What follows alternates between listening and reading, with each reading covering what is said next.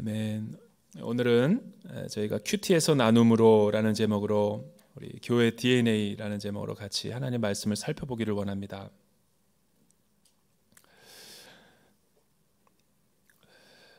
제가 여기 오기 전에 우리 어떤 한 교육자로부터 이제 들은 이야기였는데, 우리 브릿지 33에 우리 계셨던 목사님께서 이제 같이 식사를 하다가 이제 본인도 여러 가지 목회자로서 또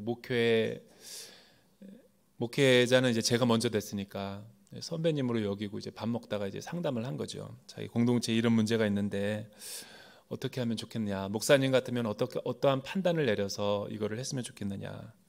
그때가 이제 한 여름이었는데 이제 막 국내외 아울리치 시즌이었고 또 바쁜 사역으로 이제 분주한 때를 보내고 있었죠. 그런데 자신의 공동체에 어떤 몸이 불편한 지체가 있었다고 그래요. 이 형제는 몸이 불편한 것뿐만이 아니라 휠체어를 타고 있었는데 이제 사실은 육신의 연약함은 그렇게 큰 것은 아니었어요. 왜냐하면 주변에 많은 돕는 우리 형제들이 있었고 또 순과 다락방에서 또 많은 목회적인 케어를 하고 있었기 때문에 이 형제가 이 육신의 연약함과 이제 소아마비를 앓게 되면서 이제 어렸을 때부터 자신은 왜 이렇게 정상인들과 같지 않고 이런 불의한, 또 이렇게 남들이 나를 혐오하고 또 나를 거절하고 또 부모에게도 자식 노릇 못하고 이런 여러 가지 가슴에 응어리진 아픔과 이렇게 고통의 문제를 안고 살았던 것 같아요. 그래서 부모 마음에 못을 박는 이야기도 하셨고 또 나이는 점점 들어가고 이제 굉장히 나이가 많이 이제 들게 된 거죠. 그러면서 이 형제는 이제 패배의식과 여러 가지 영적인 체념, 무기력 가운데 빠졌던 것 같아요. 자살을 여러 번 시도했었고,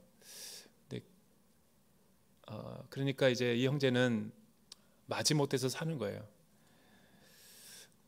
이제 결혼도 못하고 이제 그렇게 해서 있었는데 이제 자신의 내면의 아픔과 상처가 이제 그게 십자가에서 해결되지 못하고 이제 그는 있는 모습 그대로 사람들의 주변의 지인의 도움으로 해서 교회까지 왔는데 이제 그 공동체에서 나를 너무 무시한다, 또 나를 인간으로 취급하지 않는다, 또 사람들이 겉으로만 그렇게 친한 척하고 친밀한 척하지 속으로는 나를 끝까지 사랑하는 것 같지 않다. 왜 그러냐고 물었더니 내가 원하는 대로 사람들이 해주지 않는다라는 거예요.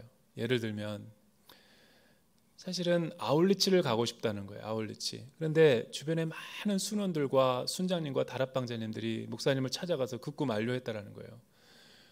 목사님 정말 이 형제 가면 안 간다라고 하는 순이 수십 명입니다. 왜냐하면 이 몸이 불편하기 때문에 와서 도움은커녕 본인은 은혜 받고 싶다고 해서 왔는데 그 형제를 들 것에 실어서 들고 또 어디다 데려다 줘야 되고 먹여줘야 되고 케어해줘야 되고 이게 너무너무 고통스럽다는 거예요. 그래서 순번제를 둬서 턴 바이 턴으로 이번에 이쪽 순, 다음엔 저쪽 순, 1, 2, 3, 4, 5 순 이렇게 막 돌아가면서 했는데 그 무더운 여름 날씨에 자기의 몸도 가누기 힘들 떼약볕에서 누가 그렇게 남을 케어하는 게 쉽겠어요. 그러니까 이제 한두 번 가보니까 이 형제는 절대로 목사님이 오게 해서는 안 됩니다. 목사님이 직접 말해 주십시오 라고까지 이제 원성이 높아진 거죠. 근데 여자 목사님이기 때문에 이 문제를 어떻게 해야 될지 모르기 때문에 이제 상담을 한 것 같아요. 이 형제는 계속해서 자기를 데려갈 것을 요구했고, 데려갈 수 없다. 왜 데려갈 수 없느냐, 너를 우리가 케어하다 보면 아울리치를 가지 않는 것이 차라리 낫다. 그래서 우리는 안 가겠다. 그러니까 목사님이 그러면 안 된다고 또 그러고, 우리는 딜레마다. 교회가 뭐 그러냐, 너희가 진짜 크리스찬이냐, 너희들이 정말 크리스찬이라면 사람을 써서라도, 그래서 사람을 써서라도 이렇게 데려가자 그랬어요. 그러니까 도움이. 근데 그 형제가 극구 반대하더래요. 이게 교회냐, 이게 사랑이냐, 너희들이 나를 케어해주지 못하면서 어떻게 너희들이 정말 하나님을 사랑한다고 할 수 있느냐? 그동안 너희가 드렸던 예배는 뭐냐? 막 이런 성토를 하는 거예요. 이 문제를 가지고 나한테 상담을 했는데 내가 뭐라고 대답해 줄 수 있겠어요? 이 형제를 포기하든지 아니면 감당하든지, 이 두 가지 선택지밖에 없잖아요.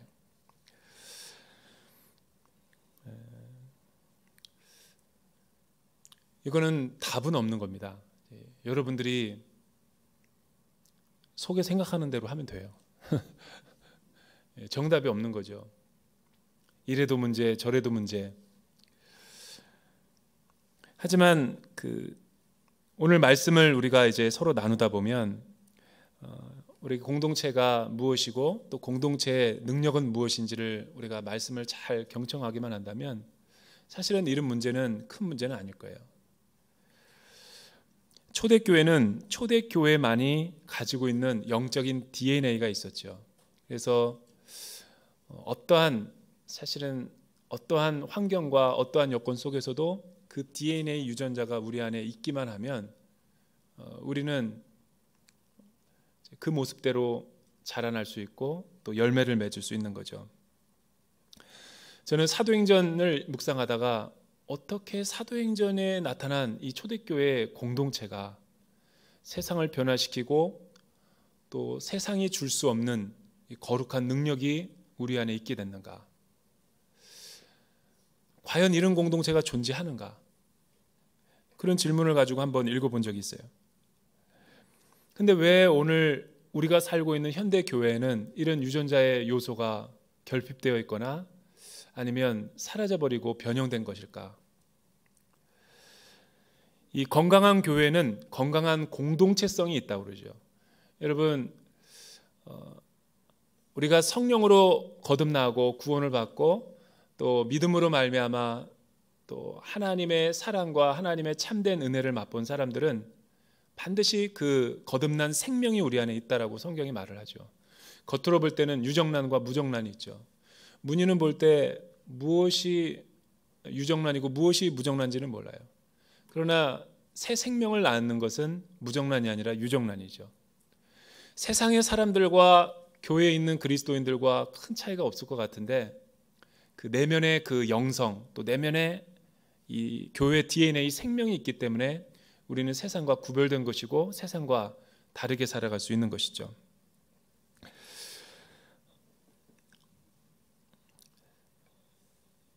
건강한 이 공동체와 또 순모임이 우리 개강을 시작했는데 어떻게 대전 온누리교회 가운데 또 세워질 수 있고 또 재생산될 수 있는가? 우리는 앞에 살펴봤던 여러 가지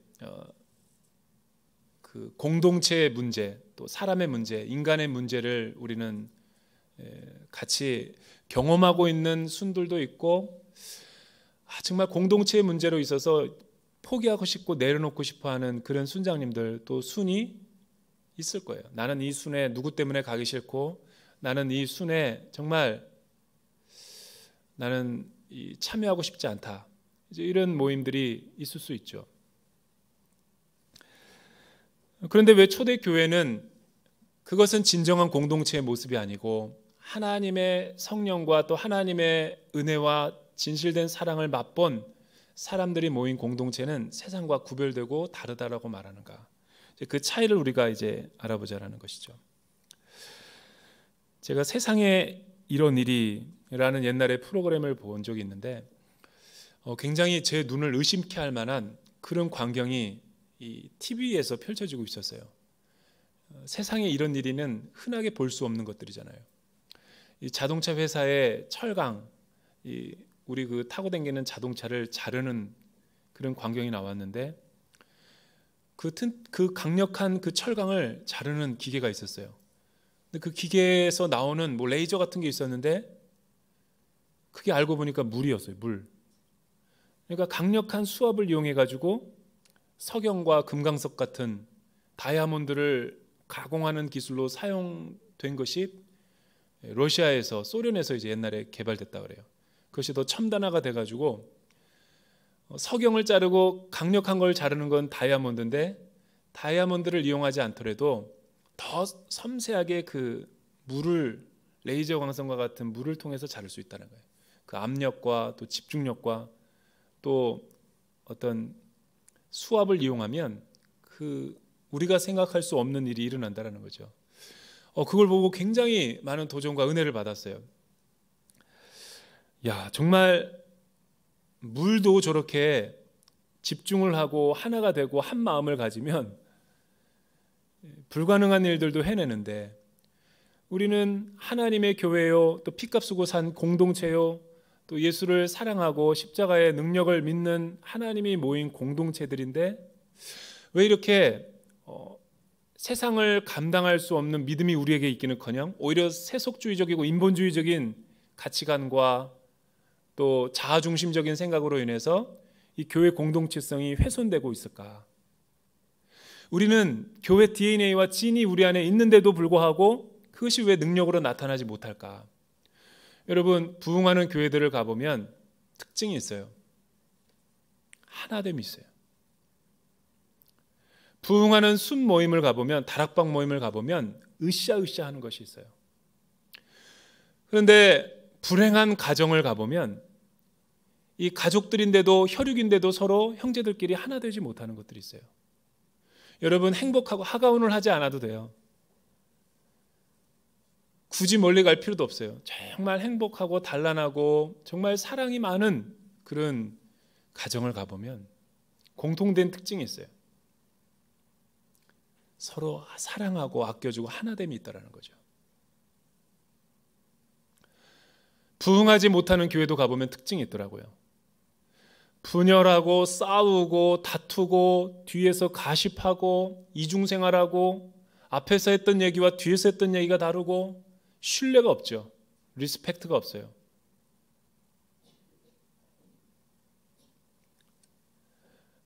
이것이 오늘날 어떻게 보면 그 장애우 형제가 갖고 있는 핸디캡보다도 어떻게 보면 우리 마음에 있는 영혼이 병들어서 그런 거죠. 모일 때는 다 가면 쓰고 위선적인 모습으로 다 양복 입고 화장하고 메이크업하고 아름답게 모이지만 위장생활하는 거죠. 진정한 순모임이 아니에요. 그러니까 진정한 순모임, 투명과 정직함과 하나님의 내면의 그 성령의 조명을 받아서 내 영혼이 정말로 순결한 그 영의 모습을 드러내는데 두렵게 하고 방해하고 또 하나님 앞에 정직하게 나아가는 것을, 진실된 모임을 회방하는 요소가 뭔가? 어떤 순모임을 하게 되면 별것도 아닌 문제인데 오해하는 사람들이 있어요. 막 톡톡 쏘는 말을 하고. 항상 그 순회에 가보면 순장님들을 하는 말의 권위의 질서와 따르는 것보다는 입으로는 그렇게 말을 하면서 뒤에서는 시니컬하고 냉소적이고, 왜 말을 하는데 가시가 돋친 말 있죠. 뭐 나 빼고 되겠어? 아니면 구경꾼이 돼가지고 멀리서 지켜보고 있든지. 되나 보지. 그리고 한마디 한마디 하는 게 뭔가가 시비를 거는 것 같은 그런 분위기는 건강한 순모임이 아니죠. 그리고 또 다른 면에서 또 순모임을 오픈할 때 다른 사람들은 다 정직하게 다 속의 거를 얘기해. 근데 저 사람은 반드시 한 번도 지금까지 5, 6년 동안 순모임 생활하면서 한 번도 부정적인 걸 나눠본 적이 없어요. 자기는 늘 everything is okay. 모든 게 좋대. 순모임을 했더니 이게 은혜스러웠고, 말씀을 묵상하는데 성령님이 나에게 이런 걸 말씀하셨고, 그게 다 위장된 신앙생활하는 거죠. 거짓된 신앙생활을 이렇게 순모임을 하고 있는 거예요. 우리의 삶에 반드시 그렇게 좋은 일들만 있을까? 여러분, 그리스도인들의 삶 가운데 아픔은 없고 고통은 없고 날마다 승리와 성공과 이런 은혜들만 있는가? 그런 것만 나눠서 발췌해서 나눠서 그런 거겠죠. 그런 것만 핀셋으로 뽑아가지고 내가 순원들과 함께 순장님들 앞에 하나님 앞에 반응하는 이유는 뭔가? 그거는 방어 기제 때문에. 방어 기제는 왜 생기냐면, 왜 사람들이 톡톡 쏘냐면 그 두 가지 증상은 똑같은 거예요. 상처 때문에 그런 거예요. 자기의 속 본래의 마음이 드러날까 봐 감추는 거죠.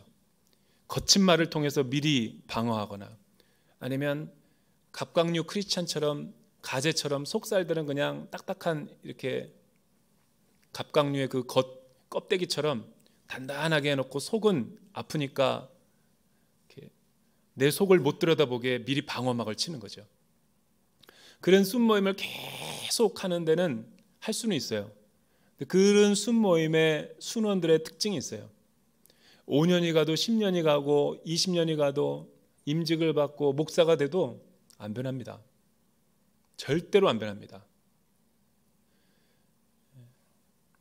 그래서 내 속에 거짓된 자아를 가지고 신앙생활을 하는 거죠.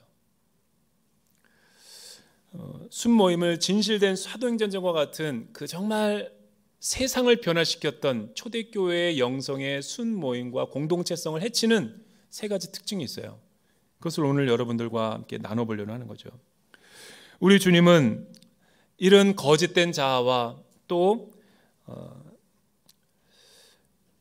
이중적인 모습, 또 위선의 모습을 벗기 위해서 날마다 이른 새벽에 나가셔서, 우리 주님은 그 내면의 영성, 새벽에 어둑어둑할 때에 조용한 곳으로 가셔서 하나님 앞에 이제 내면의 그 문제를 가지고 싸우기 시작했다는 거죠. 하나님과의 그 영혼의 좌소, 하나님과 내 영이 만나는 그것을 방해하는 모든 껍데기들을 다 제거하는 그런 작업을 한 거예요. 그래서 우리 주님은 하나님과의 그 정직하고 친밀한 영적인 관계성을 형성하고 있었던 거예요. 여러분, 예수님의 내면의 마음의 세계를 내가 묵상을 해보면 참 이 놀라운 것을 발견하게 돼요. 우리 주님은 누구보다도 바쁜 삶을 사셨음에도 불구하고 안정감 있는 삶을 사셨어요. 그래서 예수님의 내면의 세계를 가지고 한번 글을 써보고 싶은 마음이 있어요. 예수님의 내면의 마음을 추적하다 보면 우리가 거듭나고 성령으로 하나님을 만났던 그 영적인 생명력이 그 안에 있는 것을 보게 되죠. 우리가 하고 있는 순모임과 공동체에서의 나눔과 교제를 보면 이런 정직함이 없죠.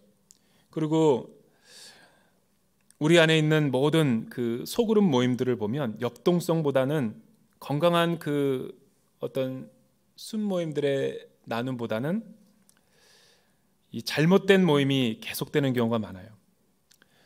예를 들면 이런 거죠. 어떤 순은 계속해서 순 나눔을 하라고 그러니까 나눔은 하지 않고 계속해서 이렇게 시키기만 하는 순이 있어요. 아, 너 해봐, 너 해봐. 김 집사 해봐, 이 집사 해봐. 그런데 여러분, 그 건강한 순 모임에는 질문이 있는 것이지, 인격적인 질문이 있는 것이지 강요적인 명령이 있는 게 아니에요. 그러니까 자발적인 헌신과 순종이 있는 것이지 비자발적인 어떤 율법적인 질문이 있는 것이 아니라는 거예요. 예를 들어서 이런 거죠. 밥 먹어 라고 말하는 거예요. 자녀에게 밥 먹어 그러면 안 먹어 그러고 나오죠. 왜 밥 먹으라는 말이 그렇게 기분 나쁘게 들렸을까? 그것은 질문하는 자 이렇게 상대방을 배려하지 않고 인격적인 언어가 아니니까 그렇죠. 기분이 나쁘다는 거예요. 왜 똑같은 말인데도 그렇게 해? 여러분, 밥 먹어라고 말하는 것보다 따뜻한 말 한마디로 밥 먹었니? 라고 물으면 여러분 왜 웃으세요? 엄청 김 목사의 말이 따뜻하게 느껴져서 그런 거예요. 한 번도 이런 걸 집에서 들어본 적이 없어서 놀라워라. 그러니까 eat the lunch 막 그런 거랑 Can you have a dinner? 라고 묻는 거랑은 다르죠. 뭐가 다르죠? 밥 처먹어라는 것과 식사하셨습니까? 라고 묻는 것은 다른 거예요. 근데 이런 영적인 매너가 우리 안에도 있는 거죠. 왜냐하면 여러분, 질문을 한다는 것 자체는, 좋은 질문한다는 것은 상대방의 인격을 높여주고 본인이 그것을 결정하고 선택하여서 반응할 수 있는 기회를 주기 때문에. 그런데 시키는 것은 그 당시에는 되게 좋아 보이지만 이런 것들이 계속 패턴이 반복되면 열린 질문이 아니라 폐쇄형 질문, 닫힌 질문이 되고 마는 거죠. 이를테면 이런 거예요. 나는 솔직히 말해서 제 얘기를 하고 싶어서 이 서두를 꺼낸 거예요. 이렇게 아빠가 되고 나서 우리 아이와 커뮤니케이션 하는데 상당히 애로사항이 많았어요. 왜냐하면 제가 그렇게 인격적이거나 뭐 그런 것은 아니어서. 그런데 인격적인 아버지가 되고 싶은 갈망은 있어요. 우리 가운데 다 누가 좋은 순장 되고 싶고 유능한 순장 되고 싶고 인정받는 순장 되고 싶지, 순모임을 갖다가 어렵게 만들고 다 떠나게 만드는 누가 그렇게 하고 싶겠어요? 근데 여러분, 그렇기를 원한다면 우리의 질문하는 태도를 여러분들이 바꿀 필요가 있어요. 여러분, 좋은 질문 하나는 좋은 답을 얻는 100배 효과가 있죠. 정답을 얻지 않더라도 그 질문 하나 자체가 사람의 마음문을 활짝 열고 천국 같은 순모임을 하는데 좋은 기폭제가 될 수 있다는 것이죠. 저와 우리 아들의 관계가 좋지 않았을 때, 서먹서먹했을 때 주로 이런 대화가 오갔어요. 나는 분명히 우리 아내가 좀 대화 좀 해봐. 왜 애랑 자꾸만 대화를 안 하냐고. 대화가 안 돼. 내가 그랬는데 그래도 대화를 해보래. 그래서 용기를 가지고 했었어요. 오늘 학교 어땠니? 밥 먹었니? 숙제했어? 자자. 여러분, 어떻게 느껴졌어요? 아빠가 참 아들이랑 대화한다, 이런 느낌이 들었어요? 여러분도 그렇게 안 느끼셨는데 우리 아들은 얼마나 그렇게 안 느꼈겠어요? 우리 아들이 대화하긴 했어요. 네. 응. 알았어. 우리 순모임이 이렇게 된다는 거예요. 여러분, 나를 비웃었지만 여러분의 순도 지금 그래요. 우리가 주로 질문하는 내용들이 다 열린 질문보다도 폐쇄형 질문, 그냥 단답형으로 끝나버리는 거, 그런 질문은 우리의 영혼을 변화시킬 수 없어요. 여러분, 오히려 이런 닫힌 질문보다 우리 예수님, 하나님은 어떤 질문을 하시냐면 열린 질문을 하세요. 단답형으로 끝나기보다는 굉장히 그 내면의 마음의 문을 열어주는 열린 질문. 아담아, 내가 어디 있느냐? 여자여, 사람들이 너를 고소하던 사람들이 어디 있느냐? 나에게 물 한 잔을 주시겠습니까? 사람들이 나에 대해서 뭐라고 얘기하느냐? 우리 주님은 예스나 노로 끝나는 대답을 하지 한 적이 거의 없어요. 다양한 역동적이고 또 생산적인 질문을 할 수 있는 쪽으로 우리 주님은, 하나님은 우리에게 많은 것들을, 내면을 터치하는 질문을 하셨죠. 너 인생에 언제가 가장 힘들었니? 내가 힘들 때 가장 위로됐던 말은 뭐야? 우리 첫째가 둘째를 자꾸만 괴롭혀요. 때려요. 왜 때려? 그랬더니 왜 그렇게 울려 동생을? 때리면 돼, 안 돼? 라고 물었더니 말을 안 해요. 그런데 질문을 바꿔봤어요. 그러니까 이게 질문하는 사람 입장이죠. 그러나 우리 실수하고 잘못하긴 했어도 상대방을 배려하는, 존중하는 인격적인 의미에서 질문을 하면 분위기가 달라져요. 너가 동생 때릴 때 엄마 아빠 마음은 얼마나 아팠겠니? 느낌이 전혀 달라요. 근데 우리 순모임은 거의 다 단답형이에요. 그러니까 순원들이 마음에 속에 있는 아픔과 상함과 외로움과 울분과 여러 가지 위로받고 싶은데도 못 오픈하는 거죠. 왜냐하면, 자, 김집사, 마가복음 1장 35절 읽어봐. 예수님이 언제 기도하러 가셨어? 35절 읽어보세요. 그 옆에 있는 집사님도 이렇게 기계적이고 내면에 깊은 터치가 임하지 않는 닫힌 질문을 99% 하기 때문에 순모임이 재미가 없는 거예요. 그런 모임에 한두 번 가보면 보링해지고 가고 싶지 않아요. 여러분, 순모임은 정답을 말하려는 것이 아니라 성경 공부하러 순모임을 하는 것이 아니죠. 인포메이션을 안다고 우리의 삶이 변화되나? 그런데 내면의 아픔, 말씀을 매개체로 해서 내 속에 있는 아픔을 큐티한 것을 주관적으로 다 오픈하여 꺼낼 수 있다면 그거는 인포메이션이 아니라 포메이션이죠. 우리의 삶이 새롭게 형성이 되고 변화되는 만남이 되는 거예요. 이런 내면적인 만남을 갖게 되면 우리의 삶은 신뢰가 쌓이고 또 서로 부끄럽지 않게 속에 있는 것들을 마음껏 오픈하여 나눌 수 있는 거죠. 이게 진정한 나눔이죠.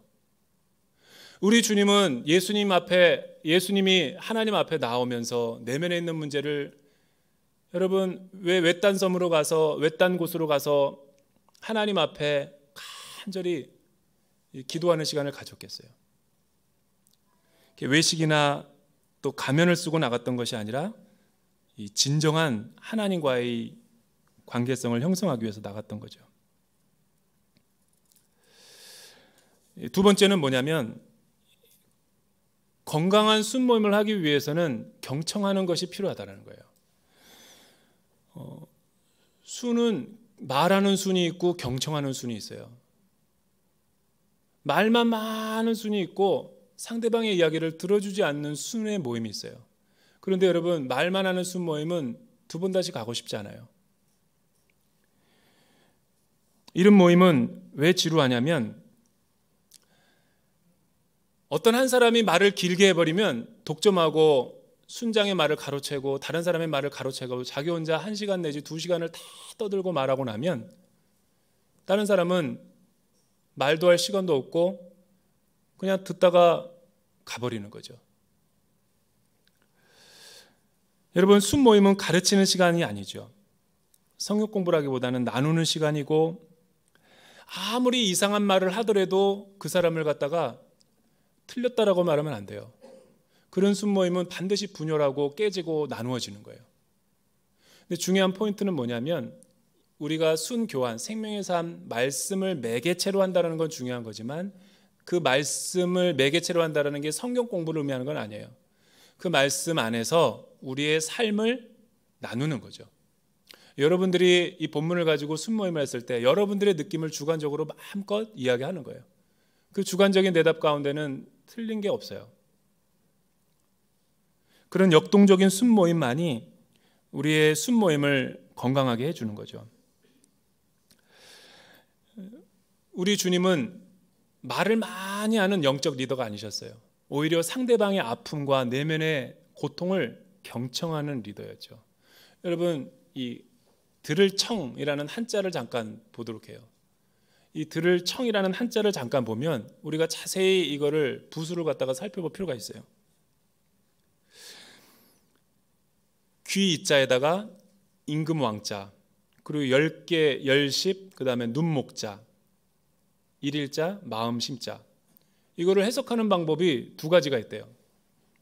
하나는 이런 거죠. 다른 사람의 말을 듣는 귀가 으뜸이고 들을 때 10개의 눈을 움직여 하나의 마음을 주시하는 것처럼 들으라. 이게 들을 청자라는 거예요. 경청할 때 청자가.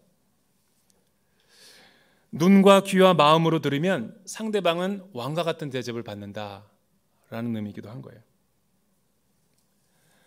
근데 우리는 말만 해. 그래서 순모임을 가장 힘들게 하는 것은 순장님일 수 있어요. 아이러니하게도. 여러분, 우리 순장 모임을 왜 하는가? 기본적인 아웃라인을 우리가 듣고 배우지만 사실은 우리 순원들의 아픔과 상처, 또 순장님의 아픔과 고통을 같이 나누기 위해서 순모임을 하는 거예요. 그런데 어느덧 순모임이 경직되고 딱딱하고 보링하고 재미가 없고 사람들이 줄어드는 이유는 순모임을 누군가가 독점하려고 하고 다른 사람은 말 못하게 하고 조화와 균형이 없기 때문에 그렇죠. 그래서 만약에 여러분 순모임 가운데 누가 이상한 질문 해가지고 답이 안 나오는 질문, 알이 먼저냐 닭이 먼저냐 이런 거 얘기, 정치 얘기, 어떤 영화를 보고 나가지고 막 그 기독교적이냐 반기독교적이냐 이런 거 가지고 막 갑론을박해가지고 순위 풍비박산되는 경우가 많이 봤어요. 그러면 안 된다라는 거예요. 이단적인 문제를 가지고 순 모임에 나눴어요. 그 순이랑은 아무런 상관이 없는 거야. 그 순 교환이랑은. 근데 그거 하나 갖고 2시간을 실랑이를 벌이다가 의미가 없이 집으로 돌아가요. 그 순원들의 한 주일 동안의 영적인 삶이 어땠을까? 복잡했을 거예요. 그 다음에 순 모임을 가야 될까 말아야 될까? 여러분, 그런 복잡한 순의 질문이 나왔을 때는 답이 안 나오는 경우는 그거는 이 모임 끝나고 따로 얘기하시죠 라고 둘러대든지, 아니면 이번 주일에 가서 김상수 목사한테 가서 질문을 하면 된다고, 목사님이 신학적으로 조금 더 공부했으니까 잘 설명해 줄 거라고, 이렇게 버티면 끝날걸. 그 순에서 다른 사람들은 나눌 수 있는 시간과 귀한 소중한 그 마음을 듣지 않고 다 그런 식으로 얼렁뚱땅하고 하면 순 모임이 안 가고 싶은 거예요. 초대교회의 순모임은 그러지 않았다는 거예요. 아니, 우리 예수님은 이런 순모임을 지향하지 않았어요.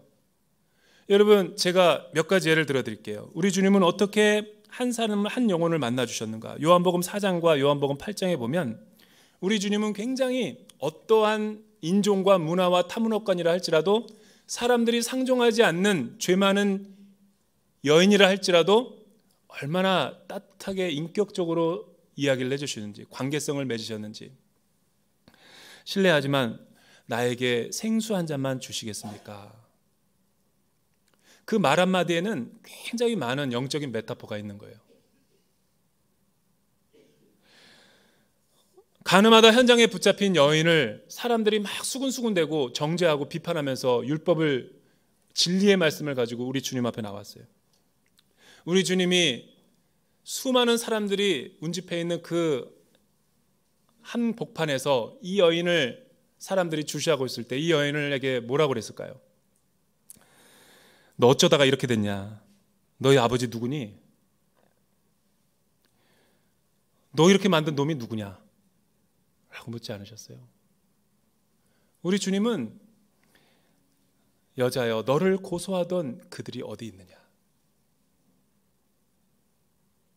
우리 순모임을 많이 생각해 보게 하는 예수님의 질문이죠. 열린 질문, 또 내면의 터치와 공감을 일으키는 질문, 우리의 상함과 아픔과 외로움과 여러분의 고통을 다 아시는 주님, 이런 열린 순모임이 돼야지. 여러분, 정말 기계적이고 인격적이지 않고 상대방의 어떤 이 배려와 따뜻함도 없는 그런 순모임은 사실은 하면 할수록 힘든 거죠. 괜찮아요. 그렇다고 절망할 필요는 없어요. 이 말씀을 듣고 오늘부터 정말 기도하면서 내가 이제는 간식은 그만해야 되겠다. 내가 간식 위주의 순모임을 했는데 그렇다고 간식을 하지 말라는 게 아니라, 제가 어느 순모임을 갔는데 누구라고는 내가 얘기하지 않을 거예요. 대전오누리교회 얘기가 아니니까. 그런데 정말 어렵게 멀리에서 나도 귀한 시간 내가지고 딱 순모임을 갔는데, 초대해서 갔는데 정말 상다리가 휘어지도록 엄청난 그 순원들 한 12명이 다 동원돼가지고 뭐 그렇게 막 바리바리 싸우고 해서 엄청난 주님의 만찬을 준비했던 거예요. 그걸 먹고 하자라는 거예요. 다 먹고 순모임을 나눌 때 얼굴이 다들 지쳐갖고 순모임 할 수 있는 집중력이 없어요. 마음이 분산되고 다 떠있고, 또 끝나고 나면 저 설거지를 누가 할까? 그거는 순모임이 아니라 순교죠. 중노동이죠, 중노동. 그러니까 나는 이런 순모임이라면 차라리 김밥과 삶은 계란 정도만 간소하게 하고 영적인 거를 풍성하게 나누는 게 낫죠. 근데 주로 이 음식을 많이 차리는 곳을 가보면 특징이 있어요. 이 말씀의 진검승부를 피하려는 자들이 양육이 아니라 사육을 할 때가 많아요. 먹어. 일단 먹어. 말 좀 하지 말고 먹어. 계속 먹이는 거예요. 포만감에 막 이야기하고 나면은 흐려지니까 흐리멍덩해지고 졸립고, 우리가 어떤 것을 선택할 것인가. 여러분, 그리고 또 우리 순원들이 다들 출장하고 없으니까 그냥 우리 다른 순이랑 합하지 뭐. 이 연합순을 하고 나면 그때 당시는 좋지만 그 다음 계속 할 때 원상 복구가 힘든 거예요. 연합을 좋아하지 마십시오. 연합할 때가 있고 개인적으로 할 때가 있고. 그러니까 순장님이 먼저 하나님 앞에 오늘 큐티를 깊이 하고 내면의 영성을 충만하게 채운 다음에 잘 최선의 준비해서 영혼의 만찬을 나눌 때 순 모임이 화기애애지고 행복해지는 거죠. 영혼을 살리는 일이니까. 근데 중요한 것은 내가 큐티하지 않으면 나눌 게 없는 거예요. 여러분, 큐티를 하더라도 기록하는 게 왜 중요하냐면 우리의 기억력이 그렇게 뛰어나지 않습니다. 분주하고 쫓기고 바쁘는 삶에 살다가 보면 막상 내 순서가 돼서 나누려고 할 때 기록되지 않으면 나눌 수가 없는 거예요. 그래서 일기처럼 영혼의 일기 같은 걸 막 적어놓으면 내가 잊어버릴 염려가 없는 거죠. 그 단어 키워드만 보거나 내가 느낀 거를 그대로 읽어내면 되니까.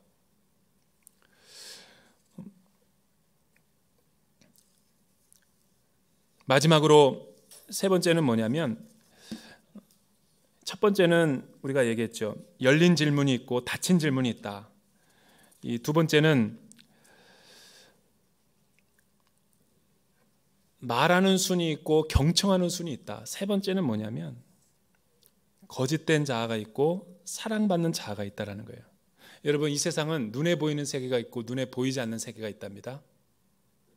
근데 눈에 보이는 세계만을 믿으면 우리는 이 세상에 속한 사람이지만, 눈에 보이는 세계도 우리는 인정하지만 눈에 보이지 않는 세계가 실제다는 것을 믿고 사는 사람들이 크리스천이죠. 나무를 보세요. 나무를 보면 멋진 나무, 우람한 나무, 열매가 과실이 많은 나무를 보면 탐스럽고 참 근사하고 너무나 우람하고 행복해 보여요. 그러나 그 눈에 보이는 그 형체와 그 나무만을 보고 그 나무의 전체라고 보면 큰 오산이죠. 그 나무를 나무되게 하는 이 나무의 뿌리 이면에 보면 보이지 않는 영역이 있죠. 생장점이 있고 뿌리가 있고 그 씨의 DNA가 있기 때문에 사실은 그 나무의 모습이 있게 되는 거죠. 우리 순원들이라고 하는 그 인간, 셀프, 자아라는 것은 두 가지가 있죠. 하나는 뭐냐면 보이는 자아가 있고 보이지 않는 자아가 있어요. 눈에 보이는 자아는 거짓된 자아죠. 눈에 보이지 않는 내 내면의 세계가 영혼의 세계, 영혼의 자아가 하나님의 형상이 진짜 자아죠. 그래서 우리는 교회 나올 때도 그렇고 신앙생활 할 때도 그렇고 하나님 앞에서도 그렇고 페르조나, 가면을 쓰고 신앙생활 할 때가 많아요. 위장된 모습, 좋은 모습, 사회적인 나의 지위, 나는 사회에서 어떤 위치에 있고, 나는 최근에 내가 사업에서 큰 돈을 벌었는데 성공한 그 성공의 자아가 내 안에 있죠. 내가 회사에서 최근에 어떤 승진을 해서 엄청난 회사에서 임원이 되고 인정을 받은 그 자아, 내가 남들이 못하는 그 스펙을 갖고 고지를 점령해서 정말 최고의 논문을 써냈어요. 사람들이 나를 인정하고 박수를 쳐주는 그 자아, 그 자아의 모습을 갖고 신앙생활하고 순모임을 하면 여러분들은 속는 거예요. 초대교회는 그런 모습으로 하나님 앞에 나오고 순모임하지 않았다는 거예요. 주인이나 노예나 종이나 자주자나 여자나 남자나 그리스도 안에서 우리가 다 한 몸이었고, 너나 할 것 없이 우리는 그리스도 안에 있는 믿음을 가지고 정직하게 나눔과 또 속에 있는 깊은 얘기를 했기 때문에 그 속에 그 순문에 영혼의 혁명이 일어난 거죠. 세상에 감당할 수 없는 믿음의 세계와 믿음의 통치를 받고 살아가는 거죠. 저는 그 사회적인 지위를 비판할 뜻은 없습니다. 좋은 거죠. 외적인 타이틀은. 그러나 하나님 앞에 나올 때도 그 모습을 가지고 가면 그거는 상당히 우리의 영혼의 위기의식을 느껴야 돼요. 왜냐하면 그 돈과 그 지위, 여러분 사회적 신분, 성공과 승진, 남들이 하지 못한 그 스펙, 그 모습들은 영원하지 않기 때문에 있을 때도 있지만 있을 때만 나에게 인정을 해주기 때문인 거예요. 제가 한화 팬인 건 다 알죠? 제가 야구를 좋아해요. 한화가 10년 동안 꼴찌했어요. 그때 아무도 한화 안 좋아했어요. 심지어 대전도 안 좋아했어요. 그런데 한용덕 감독이라는 탁월한 리더십이 나와서 정말 가을 야구를 하게 하고 축제를 하게 하고 탁월한 그 리더의 역할로 인해서 그 선수 분위기와 팀과 공동체를 갖다가 일으키니까 많은 사람들이 재계와 경제계와 정치계 할 것 없이 한용덕의 리더십을 주목하는 거예요. 리더는 그렇게 중요한 거예요. 저 사람의 어떤 면모 때문에 사람들이 저렇게 따르는가. 그의 리더십을 보고 많은 사람들이 도전받고 위로와 또 용기를 얻게 된 것이죠. 여러분, 그런데 문제는 뭐냐면 그 사람들의 박수와 인기와 칭찬은 홈런 칠 때는 사람들이 나를 날마다 주목해요. 스포트라이트. 어떻게 해서 그렇게 쳤습니까? 그때 칠 때의 느낌은 어땠습니까? 연습량은 요즘에 어떻게 됩니까? 연봉은 이제 내년도에 어떻게 오를 것 같을까요? 그런데 그 기량을 발휘하지 못하고 연봉의 액수에 도달하지 못하고 실력이 저조할 때 아무도 나를 주목하지 않아요. 그렇게 가변적이라는 거예요. 돈이 있고 실력이 있고 스펙이 있고 어떤 사회적 지위가 있을 땐 사람들이 나를 따르죠. 그러나 여러분들이 그것이 절대적인 것처럼 믿고 그것만을 추구하면, 그런 것을 가지고 나와서 순모임을 하면 속는 거예요. 왜냐하면 하나님은 나의 겉모습을 보는 게 아니라 있는 모습 그대로 나오고 상한 심령으로 나오고 내 속사람으로 나오는 걸 천천만만의 수양의 기름보다도 훨씬 더 기뻐하기 때문에, 그런 순 나눔과 그런 순 모임 가운데 성령의 치유와 회복, 기름 부음이 있는 거라고요. 제가 여기 오기 전에 정말 상위 0.1, 0.01%라고 하는 이 지역에서 목회를 하다가 왔어요. 타워 팰리스 있고 도곡 있고 대치 있고 뭐 다 있는 곳이죠. 근데 저는 그때 강남에 치맛바람을 일으키는 엄마라고 하는 분에게 상담을 제가 받다가 정말 모르는 신세계를 알았어요. 충격을 받았어요. 그분의 간증을 듣고. 그분이 어떤 분이셨냐면 이 강남 정말 그 치맛바람을 일으키는 아주 그렇게 살던 삶이었대요. 근데 그분은 자녀가 그 유명한 곳에서도 전교 1, 2등을 하는, 그러니까 자기가 1, 2등을 했을 때 많은 수십 명의 그 내노라는 그 장관의 자녀들과 뭐 많은 사람들이 교수의 서울대 뭐 교수들의 그 자제분들의 다 엄마들이 다 자기를 주목하고 자기 말을 듣고 자기 집에 모여가지고 이 모임을 계속 유지했대요. 고액가야를 하자 그러면 다들 자기 집에 와서 다 프리미엄 내고 같이 하고 자기가 결정하는 대로. 이 맛에 보니까 이 자녀 교육을 시켰다 그래요. 이 헬리콥터 맘. 근데 이 엄마가 충격을 받았대요. 자기 아이가 전교에서 1, 2등을 내려온 적이 없었는데 실수를 해가지고 전교 4등과 5등까지 내려갔대요. 근데 그때 충격을 받아가지고 아이를 골프채로 때렸대요.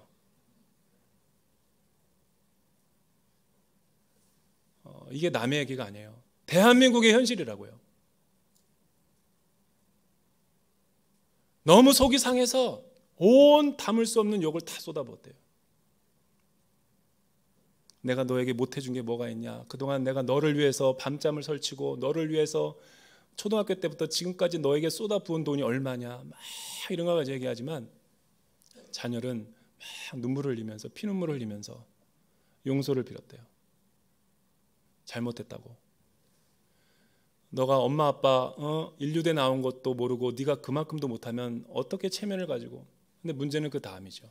그 다음에 전교 1등을 자기 자녀 대신에 올라간 사람이 자기의 모든 아주 강남 아줌마들을 다 몰고 가더래요.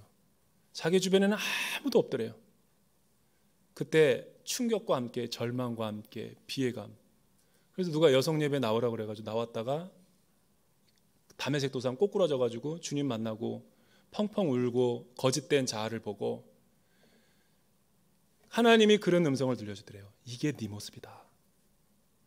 과거의 모습은 너의 모습이 아니다. 아담아, 내가 어디 있느냐?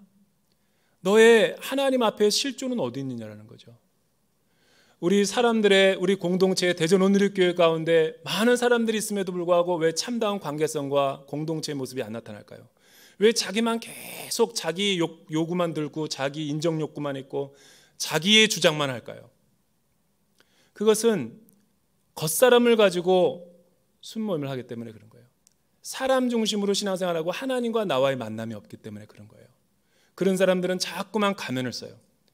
세상에 자랑하고 싶은 것만 이야기해요. 내가 과거에 이랬다. 이런 사람들의 특징이 두 가지가 있어요. 과거 얘기를 많이 해. 내가 목사님 과거에 너 얼마나 지금 뭐 많은 것들을 했는데요, 목사님. 그리고 이런 사람들은 특징이 유명한 사람들은 다 자기가 알고 있어. 목사님, 그 사람 내가 알아요. 나랑 친해요. 친하면 뭐예요? 자기만 친하고 그 사람은 나를 모르는데. 이런 언어 구사를 할 때가 많아요. 거짓된 공동체, 거짓된 모임들이 사회적인 모임들이 주로 이래요. 나는 명함을 내가 여기 와서 얼마나 많이 받았는지 몰라. 근데 그 명함을 보고 날 때마다 내가 그 사람의 신분을 비교해 보죠. 정말 명함에 써진 대로만 그 사람이라면, 명함에는 이력서에는 잔뜩 자기 자랑만 늘어나. 근데 실제 공동체 생활을 해보면 미안하지만 같이 함께하고 싶지 않은 사람들이 많아요. 그 거짓된 자아를 발가벗고 있는 모습 그대로 나와서 순모임을 하지 않으면 우리 수는 아무리 모여도 변화가 없습니다. 기계적으로 모여도 변화가 없어요.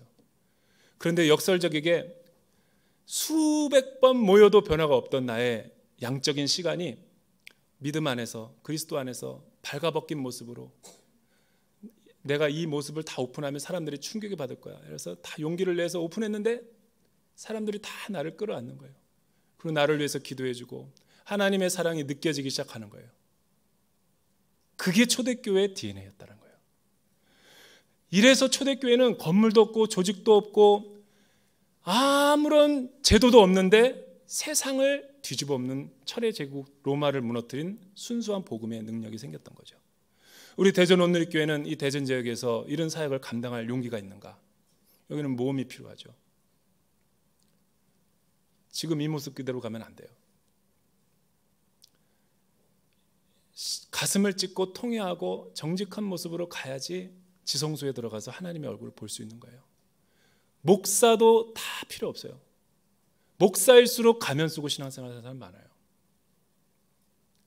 피 묻은 그리스도의 십자가와 복음이 있을 때 우리의 영혼이 변화가 되는 거예요. 여러분, 그 속사람으로 하나님을 만나면 내 지위와 내 세상이 아무것도 없어도 그 하나님의 임재와 사랑이 충만하게 부는 거죠. 그걸 성경에서는 임재라고 그러고 동행이라고 그러는 거예요. 나는 대전 온누리교회 예배와 양육과 사역과 선교 모든 게 이런 진정성 있고 진실된 모임이 되기를 주님의 이름으로 축복합니다. 자리에서 한번 다 일어나 보세요.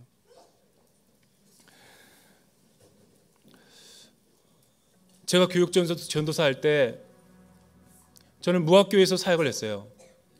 무학교에서 참 잊을 수 없는 경험을 제가 많이 했어요. 처음에 청년들 순모임을 하고 있는데 순모임을 하다가 저는 그냥 기도 많이 하고 그날따라서 그냥 말씀을 그냥 있는 모습 가감없이 그냥 나눴을 뿐이에요. 저도 순에 들어가서 같이 나누고 있었는데 이름도 안 잊어버려요. 박상영이라고 하는 한 형제가 갑자기 괴성을 지르더니 으악 그러고 비명을 지르고 그 의자에서 뒤집어서 쓰러지는 거 떼굴떼굴 구르는 거예요. 그 12명의 순원들이 있었는데 우리는 다 놀래가지고 왜 그런가 봤더니 이 형제가 거짓된 자신의 모습을 다 벗어버리고 그 영혼의 모습 가운데 하나님의 말씀이 비춘 거예요. 그때부터 이 형제는 펑펑 울기 시작하고 아버지를 자기가 용서 못했다고 그러고 자기가 죽을 죄인이라고 그러고 떼굴떼굴 구르는 거죠. 여러분, 이게 예수 믿는 사람들의 진정한 공동체 모습이죠.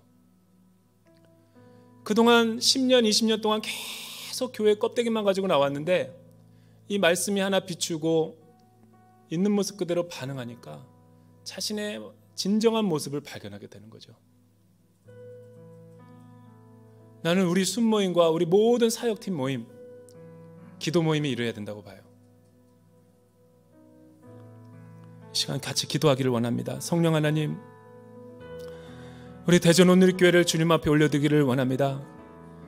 16년 전에 하나님의 뜻이 있어서 주의 피값으로 이 땅에 세우셨고, 또 우리 많은 교육자들과 파트 교육자들, 또 스태프들, 하나님 아버지 많은 우리 공동체 식구들을 허락하여 주셨는데, 순모임과 다락방을 허락하여 주셨는데, 우리의 삶이 변화되는 치유와 회복의 공동체인가?